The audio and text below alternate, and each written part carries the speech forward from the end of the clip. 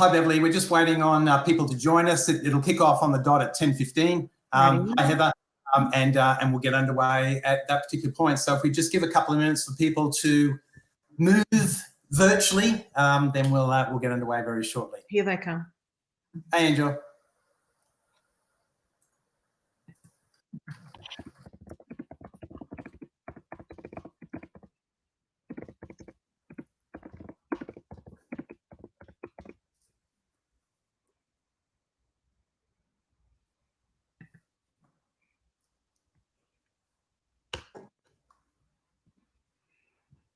Hey, Darian, how are you?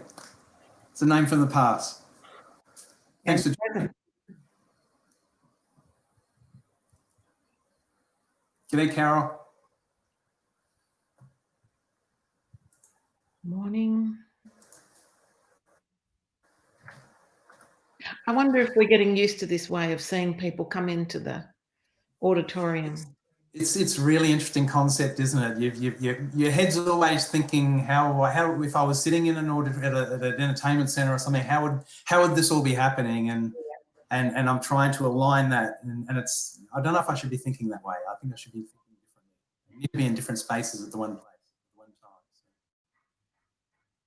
All right, welcome everybody back to the main stage. Thank you, Cherie, for that introduction to Beverley. Wonderful to see you, Beverley, and again, thank you for your time this morning. We will pass it over to you, and looking forward to your presentation. Fabulous. Well, good morning, everyone, or good afternoon, or good evening, depending where you are. Now, Grant, don't go too far away because you're going to help me here. I'm here. I'm going to share my screen in a minute, and I'll talk for about, 20, maybe a little bit more minutes, but if you could give me a warning at 15, I'd be very grateful. Will do. Great, thank you. I'm just going to pull up my slides now. Folks, when I share my screen, you will be able to see the slides, but I won't be able to see your chat or your Q&A. So I'm going to rely on Grant or Cherie to help me with that. It's just how the platform works. So no worries. Go now. Thank you, Grant. And it says I'm screen sharing. Can you see? Yep, you are. Absolutely. All right, I'm playing them. And I'm hoping this is all good. Great. Well, fabulous. Good morning, everyone. Good afternoon, good evening. The sun's shining where I am, and that's a big deal, I can tell you. I'm in Melbourne, Australia, and it's fabulous to be here. I'm going to share a few thoughts to kick off the symposium, and I hope to reconnect with you during the day and also to hear the debates. And I hope to be a little provocative because that's what you want from an opening address, I think. So I've picked the title, Thriving and Surviving with Micro-credentials. I guess that could apply to the provider. Do you want to thrive with micro-credentials, or you just want to survive offering them? But I'm thinking more about the learner, actually. And the point of my talk this morning is I think we need to rethink the value proposition. Anyway, let's go. I'm going to spend a bit of time on this. This is the credential ecosystem, and behind all credentials of any kind is, of course, learning. We know we've got formal learning, non-formal learning, and informal learning. We're not going to talk about the last one very much this morning, so I'm going to let that one go. What I mean by these terms is macro-credentials or formal qualifications generally line up as are understood as formal learning across the world. And of course, micro-credentials fits more comfortably into the non-formal. A few more words on that in a minute. What do I mean by them? Certification of learning achievement demonstrated through some kind of assessment. And I don't mean necessarily a test or an exam, but someone has seen you do it. And I know we've got experts from all around on the call, so there will be views about but I'm just going to get past that quickly. We recognise the learning through a certificate or a badge, paper or digital, whatever. And sometimes these micro-credentials actually, in fact, interact with macro formal qualifications, and maybe not. So I'd like to talk a little bit more about that. But this morning, I'd like to really prosecute this idea that the value of any kind of credential to the learner is equal to the benefits that they get minus the costs incurred. So I'll keep coming back to this, But I'm also going to hit upon the value of a credential to the employer, because in some instances, that's very important. So let's move on. We really are interested in lifespan learners now, because the reality is, certainly in Australia where I'm broadcasting from, that a macro-credential takes place in the early years of our lives. Many of us do our first post-school big qualification. Some of us, in fact, not that many of us, do one some other time. Maybe we get one, what we might call micro-credential. It could be a professional accreditation, it could be a certification, whatever, somewhere in our lives.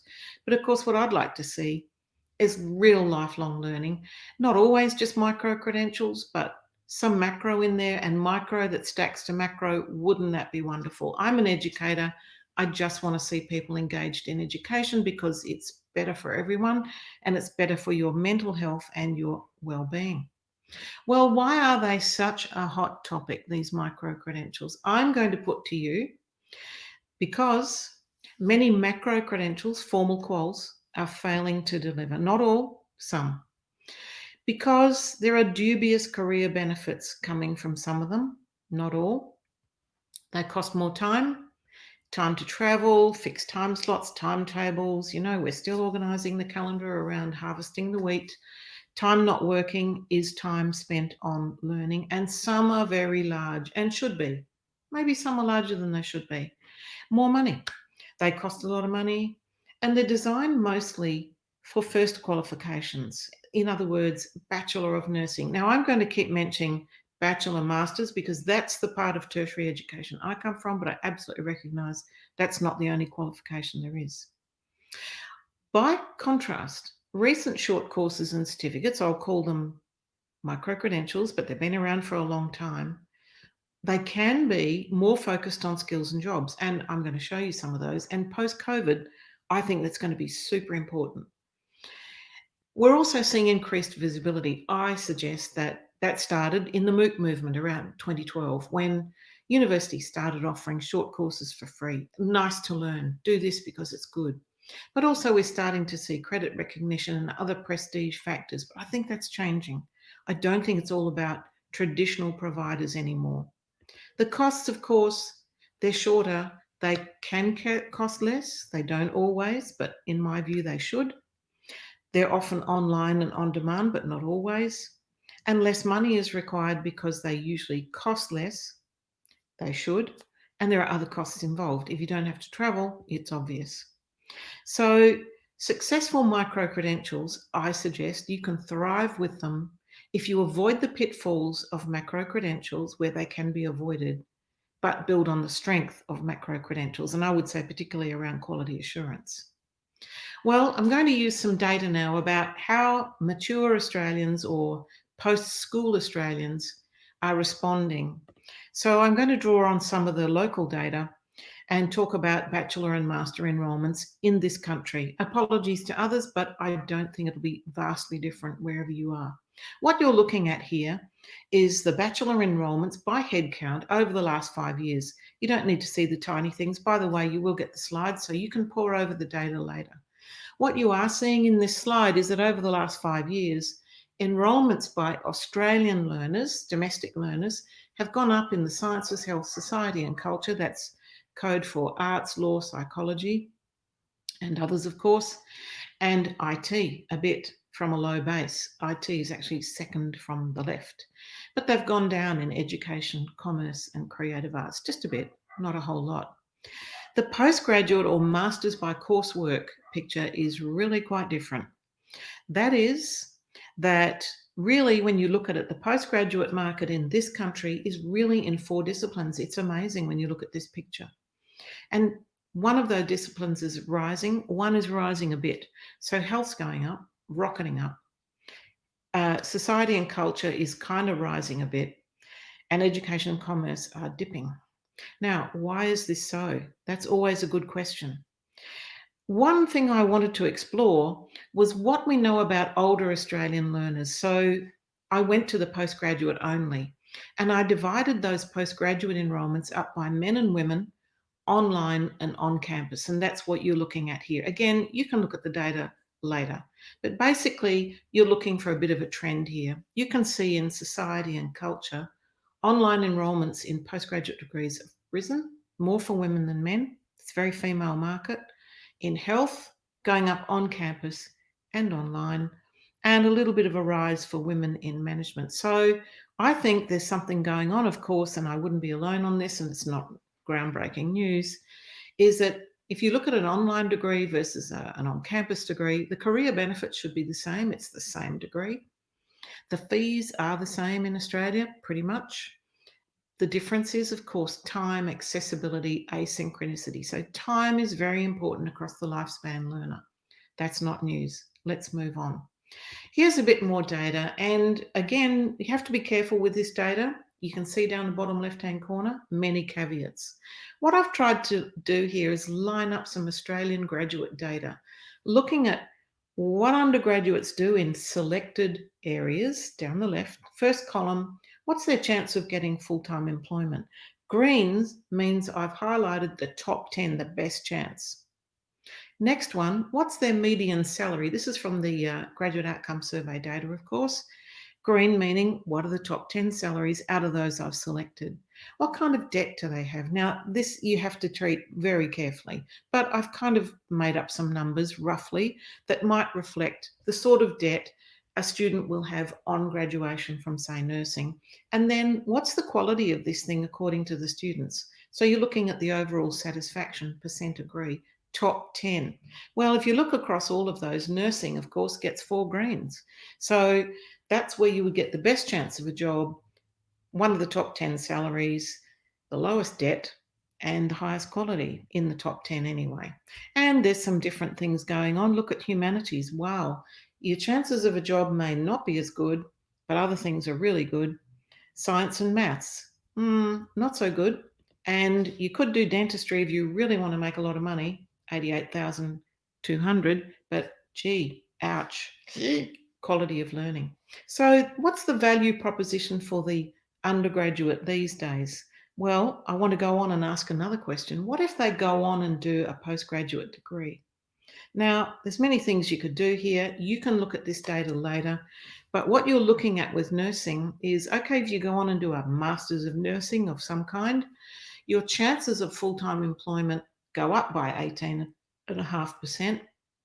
Your salary is probably going to go up by about $24,000. Not bad, says you. Pharmacy, you'd be going backwards, so that's not good. If you look at the percent increase in employment, actually goes down. Dentistry, again, all sorts of things happening. But actually, what a lot of people do now is a graduate entry master's from engineering, say, to an MBA. That's very lucrative. Or from a humanities degree to a graduate entry law degree, Juris Doctor. Again, this is your chances. Again, pore over this later, but I wanted to draw your attention to this. In 7 different universities that I looked at in Australia, the price of that degree is pretty phenomenal. The Juris Doctor ranges from, on this list, $89,000 to $37,000. And that's taken out in a government loan, which you need to start paying back pretty quickly if you're already earning money. MBA, similar, can be very high prices, and I've just picked some. You're looking at the last column. So that's what we have. We have very expensive, there's a low value proposition, or I should say a contested value proposition. I'd like to suggest you think about these 3 questions during the day, and I'm going to provide some answers now. I hope you disagree with me so we can have a debate. That would be good. Will micro-credentials replace macro? Yes, they will, if similar benefits can be delivered through a micro-credential. So I would worry about the MBA and many master's degrees. People will still do them, but I really worry about their future. No, they won't be if similar benefits cannot be delivered through a micro-credential.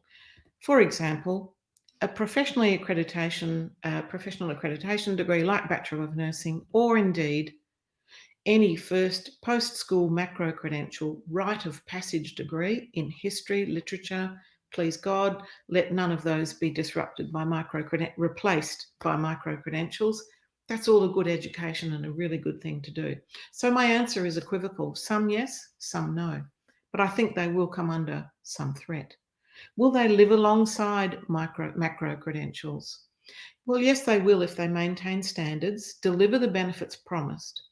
Many don't need to live alongside macro credentials, and I'm going to come back to that in a minute, because I see these micro credentials kind of charting their own path now. Will all today's macro credentials survive? Will all the formal qualifications survive? No, I don't think so, but you may see it differently. Let's chat. I'd love to hear your comments. So, back to that lifespan learner. I'm going to prosecute the argument, as I said, that they may want to do a micro credential or a macro credential, but let's focus on micro credentials to survive. People want short courses and certifications for health advice, financial literacy, mental health support, personal interest learning. Nothing wrong with that. Brilliant.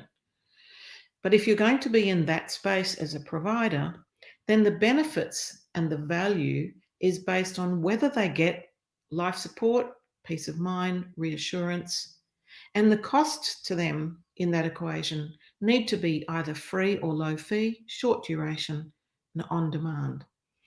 I think this is a wonderful thing that traditional education providers can actually offer these as a public service. I draw your attention to OpenLearning. Sorry, Beverley, that's 9:30, 10:30, I should say. So it's 15 minutes. You wanted a warning?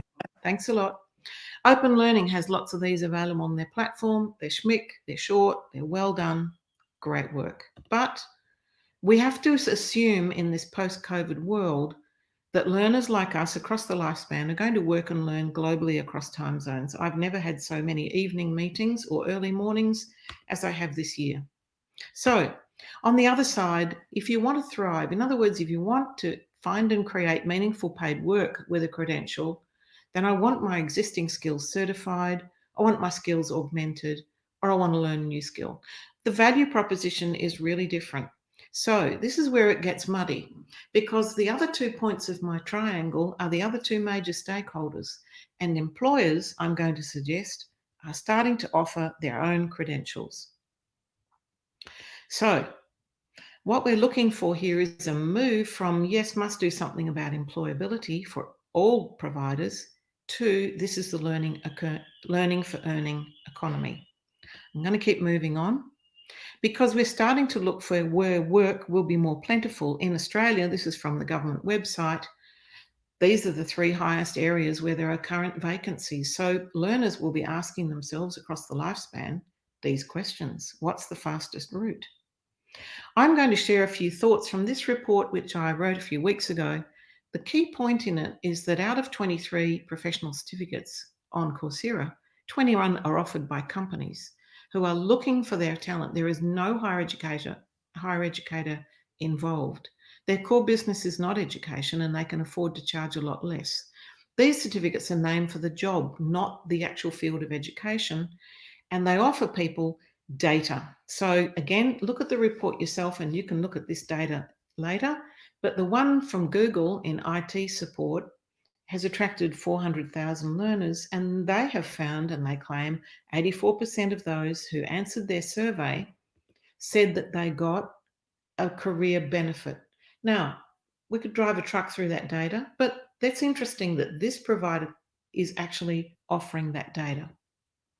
So a micro-credential won't transform a novice into a computer scientist, an engineer, an educator, or a nurse. Please let that not happen. But it might provide work entry for novices in related fields, or advancement or security for professionals. And learners across the lifespan will opt for providers they trust to deliver on the career opportunity. I think we need to ask ourselves, if we're traditional education providers, whether we are that trusted provider. I'm coming to the end. So again, you can pore over this later when I share the slides. For employment-related credentials, you have to deliver value to 2 parties. I've already discussed the value you have to deliver to the learner. And for the employer's looking for easy access to qualified talent. In other words, people who can do what it says on the tin. So you have to win employer trust by assessing people properly. Authentic or authenticated assessment. So your graduates, whoever they are, can do what you certify. That's a cost balance. So if you want to have a successful and financially viable micro-credential offer as a provider, you will need to manage your investment in assessment, feedback, and support, because that's what learners will be looking for, no matter what you charge them. And you will be better off if you give people more evidence that actually the benefits will be delivered. Here's my second last slide. So in summary, I'm not down on macro credentials. They still stand the test of time. They can always improve. But you can't do much about the length and time of a macro credential. You can do something about some of the fees that we charge, particularly in Australia in the post-bachelor space. With micro-credentials, you can do a lot about fees, low fees, and the time taken. And it's the same for those who want employment-related credentials. But you can't go wrong if you do these 4 things in any of the above. If you provide robust evidence that the promised benefits are actually delivered at the point of sale of the credential, that will be more compelling. You can really still do better in assessment, and micro-credentials need to invest in doing more than just offering quizzes. You can change feedback as a few ticks and marks and a rubric to offering someone constructive advice on how to improve their performance. Now, in a micro-credential where there's not a lot of revenue, that can be quite costly. However, we should put our collective minds to that to fix that problem. And you can offer proactive support so that learners get help. I can't finish without actually alluding to OpenCred's Open Learning Framework. It's a lifelong learning framework. If you're here, you will know about it, I'm sure. I hope you talk about it during the day. But it is a really good framework for micro-credentials to be able to actually design and stack around all the time variables as well as those other key benefits. Grant, I might have finished a little early or not, but no, perfect, Beverley. That's great because people are going to be moving between here and into the panel sessions, so this will give them time to do that as well, which is terrific. But look, thank you so much. Every time I hear you speak, I'm learning more and more about this area and this field, and so much great data that is now available and coming out, and you're keeping across all of that data. So I thank you for providing me with the curation of all of this information, because there's a hell of a lot of stuff going on around the world at the moment in this particular space. A couple of questions that have come in on the chat. Great. Firstly, from David Link. Does all education need to be focused on employment outcomes? Should we consider the personal development as importantly as the employment outcome? I hope that's the argument I've prosecuted, Grant. That's the surviving category. In other words, there's a whole pile of education that you do for personal interest or personal development. A degree in history has great employability outcomes, but you might just want to do it because you love history. Do it. So yes, that's what I'm trying to say. Not all employment, but I would also add, for most people, most of the time, there is some career benefit assigned to the credential. Fantastic, thank you. Caroline Steele. Hi, Caroline. Lovely to have you on board. Wonderful that you'll be able to join us. Caroline asked, what assessment strategies, oops, my screen just changed. What assessment strategies are being used for proper assessment beyond quizzes and simplistic assessment types, especially for more employability-focused learning outcomes? Well, I would suggest, now I could give you another 3 hours on that one, but I'll stop.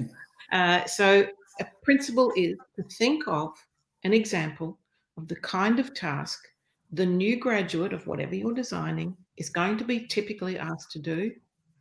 It's a complex problem-solving task, a scenario, or whatever.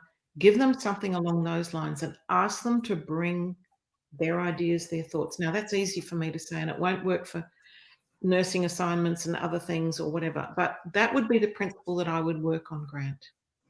Okay. Look, further to that, Lucas is looking for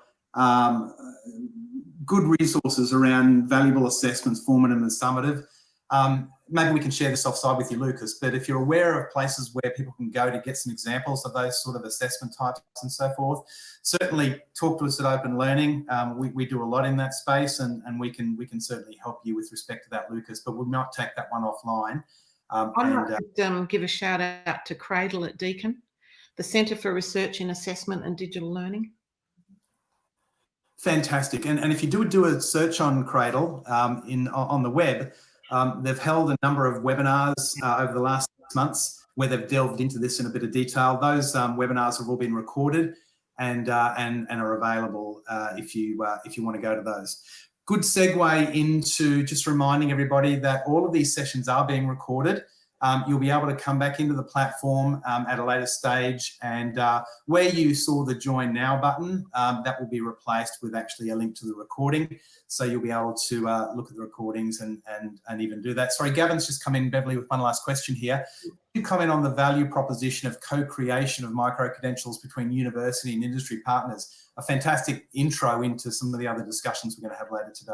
Look, just quickly, I think that's nirvana, you know, because you've got the expertise in education with the expertise in industry, and they're not necessarily just divided that way.